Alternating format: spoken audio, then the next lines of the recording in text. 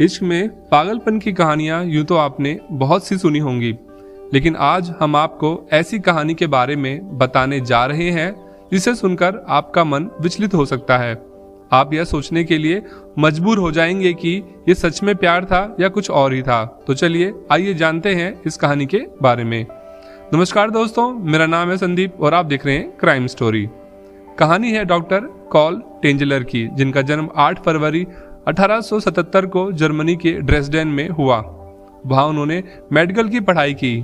प्रथम विश्व युद्ध के बाद साल 1926 में कार्ल अमेरिका आ गए। उनका दावा था कि उन्होंने 9 अलग अलग विश्वविद्यालय की डिग्रियां हासिल की हैं।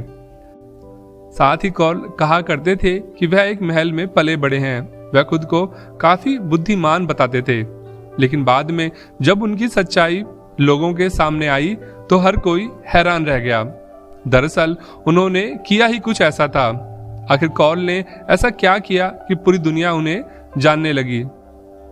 एक रिपोर्ट के मुताबिक जर्मनी से अमेरिका आने के बाद कॉल फ्लोरिडा के मरीन हॉस्पिटल में एक्सरे टेक्नीशियन के रूप में काम करने लगे। डॉक्टर कॉल टेंजलर की माने तो उन्हें बचपन से ही एक सपना आता था, जिसमें खूबसूरत काले घने बालों वाली एक युवती उन्हें दिखाई देती थी। सपने में उनकी एक महिला पूर्वज भी आती थी और वह कहती थी कि यही युवती तुम्हारा असली प्यार है। बार बार ऐसा सपना आने लगा तो कॉल ने भी मान लिया कि यही युवती उनका असली प्यार है। 1899 में कार्ल की शादी डोरिस शेफर नामक महिला से हुई थी। उनके 2 बच्चे भी हुए थे, लेकिन पत्नी से भी कार्ल अक्सर उस सपने का जिक्र करते और कहते कि उनका असली प्यार वह नहीं बल्कि सपने में आने वाली काले घने बालों वाली युवती है। इसके बाद ही 1926 में बीवी और बच्चों को जर्मनी में छोड़ नौकरी के लिए वो खुद अमेरिका आकर रहने लगे।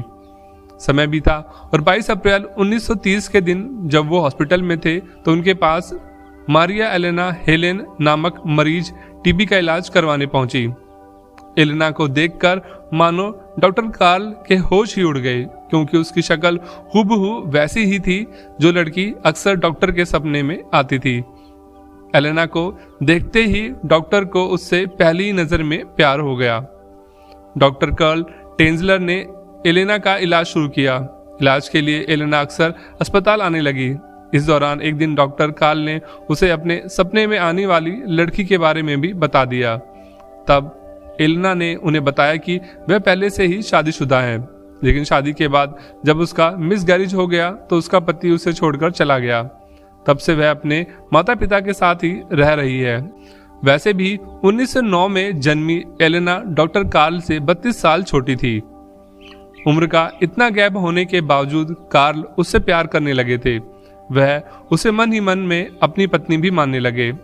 उस दौरान टीबी का इलाज संभव नहीं था, इसलिए हॉस्पिटल वालों ने एलेना को कहा कि अब वह घर पर ही आराम करे, हॉस्पिटल आने की उसे जरूरत नहीं है। जब यह बात कार्ल को पता चली तो उन्हें बहुत दुख हुआ। वे तुरंत एलेना के घर पहुंचे और कहा कि वह उसका इलाज अपने खर्च पर उसी के घर पर करेंगे। एलेना के माता पिता भी इस बात के लिए मान गए। अब डॉक्टर रोज रोज इलाज के बहाने एलेना के घर आने जाने लगे, यहाँ तक कि उन्होंने इलाज के लिए उपयोग में आने वाली मशीनों से लेकर दवाइयां तक को हॉस्पिटल से चुराना शुरू कर दिया। लेकिन तमाम कोशिशों के बावजूद वह एलेना को बचा नहीं पाए और 25 अक्टूबर 1931 के दिन एलेना की मौत हो जाती है।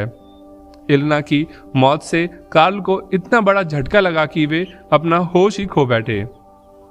उन्होंने सबसे पहले एलेना के माता पिता से अनुरोध किया कि वह एलेना के अंतिम संस्कार का सारा खर्चा खुद उठाएंगे। यहाँ तक कि उन्होंने एलेना के लिए बड़ी सी कब्र भी बनवाई। एलेना की कब्र में बिजली और इंटरकॉम तक लगवाया। उन्होंने कब्र की सिर्फ एक चाबी बनवाई, जिसे खुद के पास रखा। उन्होंने एलेना के माता पिता से कहा कि जब भी आप एलेना की कब्र के पास आएं तो बस बाहर से ही उसे देखकर चले जाएं। लेकिन डॉक्टर के दिमाग में अब भी एलेना को लेकर इस कदर पागलपन था कि वह रोज कब्र में आते जाते और दिन हो या रात घंटों भर वहीं बैठे रहते। उसकी कब्र के पास बैठकर उससे बातें करते। एलेना के माता पिता को जब यह बात पता लगी तो वे भी काफी हैरान रह गए, लेकिन उन्होंने सोचा कि समय के साथ साथ डॉक्टर का यह पागलपन भी ठीक हो जाएगा। पर वो नहीं जानते थे कि ये तो बस अभी शुरुआत थी। आगे तो इससे भी कुछ भयानक होने वाला था। दरअसल 2 साल बाद डॉक्टर को फिर से वो सपने आने शुरू हो गए। उन्हें अब उनकी पूर्वज कहती कि एलेना को तुम घर ले आओ और अपने पास रखो। डॉक्टर ने इस बात पर गौर किया और अप्रैल 1933 को चुपके से कब्र खोदकर सड़ी गली एलेना की लाश को उठाकर वह घर ले आए। किसी को भी इस बात की भनक तक नहीं लगी कि डॉक्टर ने ऐसा कुछ भी किया होगा। अब लाश को तो डॉक्टर कार्ल घर ले आए थे, लेकिन वह इतनी सड़ और गल चुकी थी कि उससे बदबू भी आ रही थी। डॉक्टर ने फिर सोचा कि क्यों ना एलेना की लाश को फिर से नया शरीर दिया जाए। इसलिए उन्होंने मोम की मदद से एलेना के शरीर को बनाना शुरू किया।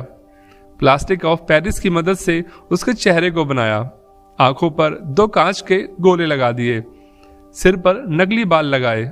बदबू भगाने के लिए वे रोजाना महंगे महंगे परफ्यूम उस कमरे में छिड़कने लगे।